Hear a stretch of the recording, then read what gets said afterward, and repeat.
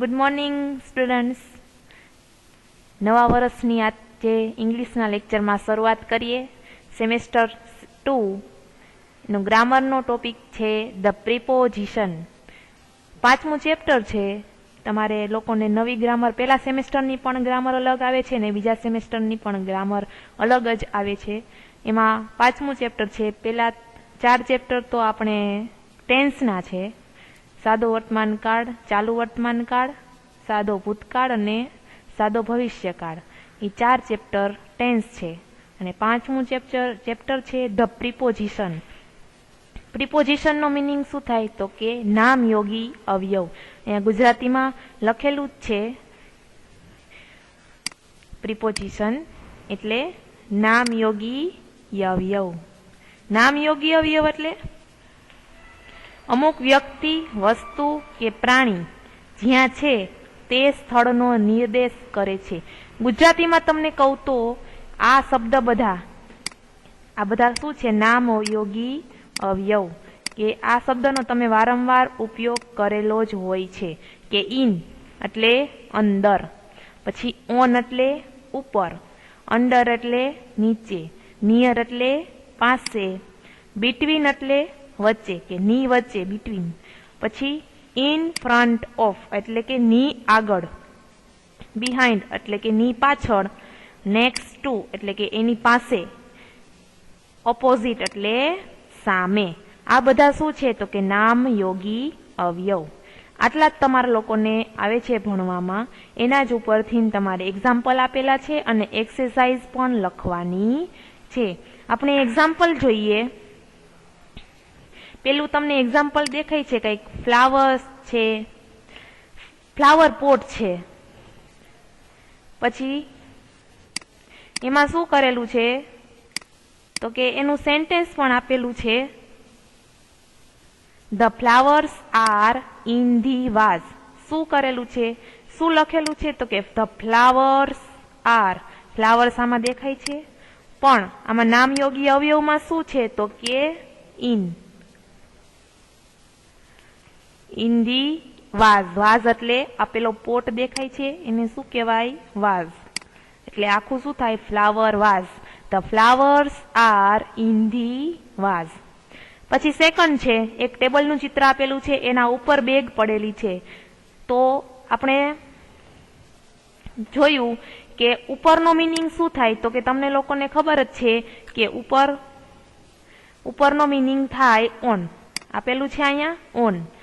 એનો મિનિંગ થાય ઓન.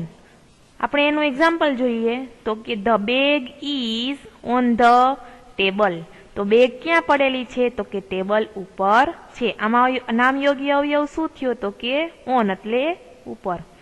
પછી ત્રીજું એક્ઝામ્પલ છે. આમાં બેડનું ચિત્ર આપેલું છે, નીચે બોલ છે. તો the ball is under the bed. Under એટલે નીચે. બોલ તમે ગુજરાતીમાં કહી શકો કે એક બોલ છે જે બેડ નીચે છે. તો કે the ball is under the bed. પછી છે એક 4 વ્હીલ છે, કાર છે, એની આગળ એક ભાઈ ઊભા છે, એની બાજુમાં ઊભા છે. તો શું થાય? The main is near the car. અહીંયા નિયરનો મિનિંગ શું થાય છે તો કે પાસે. એની કારની પાસે ઊભા છે. પછી આગળ જોઈએ. 5મું ચિત્ર શેનું છે તો 2 કાર છે, વચ્ચે બસ છે. તો વચ્ચેનું ઇંગ્લિશ શું થતું હતું તો કે બિટવીન. તો આમાં કહી શકો તમે the bus is between the cars. A cars શું કામ આવ્યું તો કે 2 કાર છે, 2 કારની વચ્ચે શું છે તો કે બસ છે. એટલે બિટવીનનો મિનિંગ શું થતો હતો તો કે વચ્ચે. પછી 6 ટેબલ છે, એની પાછળ ચેર છે. તો બિહાઇન્ડનો મિનિંગ શું થતો હતો? ની પાછળ હોવું. તો ટેબલ છે એની પાછળ ચેર છે. તો કે the chair is behind the table. A chair ક્યાં છે તો કે ટેબલની પાછળ. આમાં એ જ રીતે ઉલટું છે કે એક શિક્ષક છે, ટીચર છે, એ ટેબલની આગળ ઊભા છે. તો શું આવે? In front of. તો કે the teacher is in front of the table. તો ટીચર એક ટેબલની આગળ ઊભા છે. પછી 8મું છે, એક લેડીઝ છે, એની બાજુમાં એક નાની એવી ગર્લ છે, તો એની બાજુમાં ઊભી છે, ની પડખે એટલે કે next to. The girls is next to her mother, તો કે છોકરી એના મમ્મીની પડખે ઊભી છે. પછી 9મું છે, અહીંયા ગાર્ડન છે, એની સામે શું છે તો કે એક સ્કૂલ બિલ્ડિંગ આપેલી છે, સ્કૂલ જ હશે. તો આમાં સેન્ટેન્સમાં શું છે, the garden is opposite the school, તો કે ગાર્ડન ક્યાં છે, સ્કૂલની સામે છે. હવે આપણે એક્સરસાઇઝ જોઈએ. એક્સરસાઇઝ શું છે તો કે fill in the blanks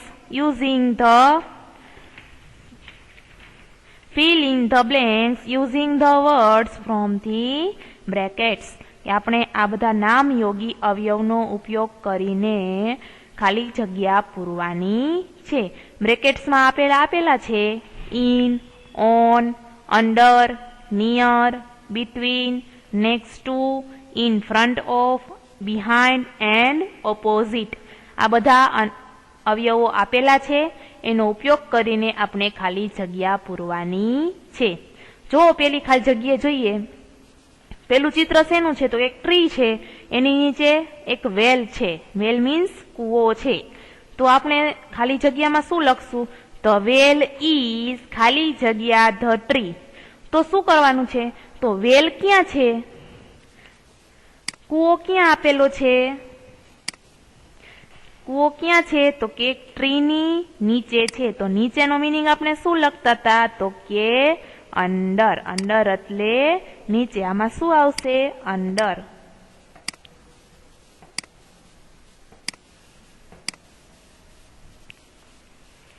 પછી સેકન્ડ છે બસ.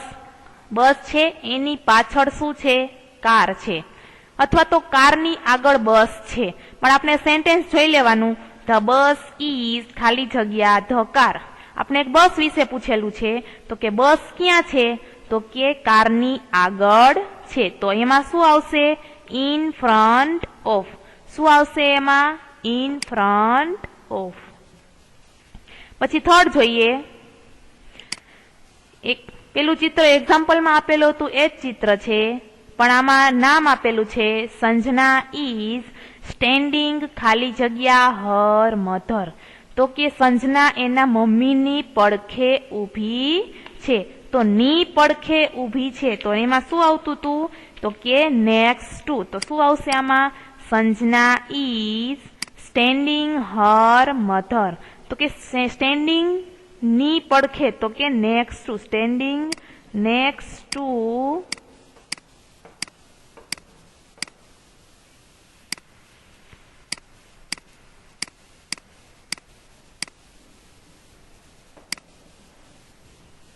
નેક્સ્ટ ટુ હર મધર, કે સંજના એના મમ્મીની પડખે ઊભી છે. પછીનું ચિત્ર છે એક ડોર છે, એમાં દરવાજો છે, એની પાછળ એક બોય છે. તો એની પાછળ છે, તો ની પાછળ હોવું તો એનું શું થતું હતું તો કે behind. The boy is behind the door. આમાં શું આવશે, બિહાઇન્ડ.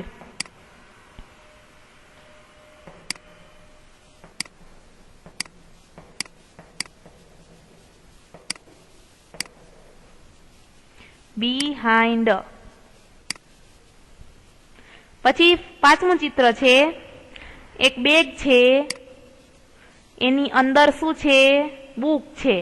ની અંદર હોવું તો ઇન. તમને ખબર જ છે કે પેલો જ શબ્દ, પેલો જ નામયોગી અવયવ, તો કે એક બુક છે એ ક્યાં છે તો બેગની અંદર, એટલે આમાં શું આવશે, ઇન. પછી છઠ્ઠું ચિત્ર છે, શેનું છે તો કે એક સાયકલ છે, એની પાછળ શું, કોણ છે તો કે ગર્લ ઊભી છે.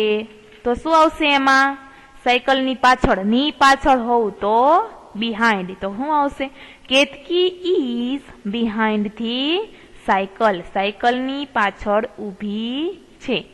પછી બોલ ક્યાં પડ્યો છે તો કે ટેબલ ઉપર. તો આમાં શું આવશે, on. The ball is on the table.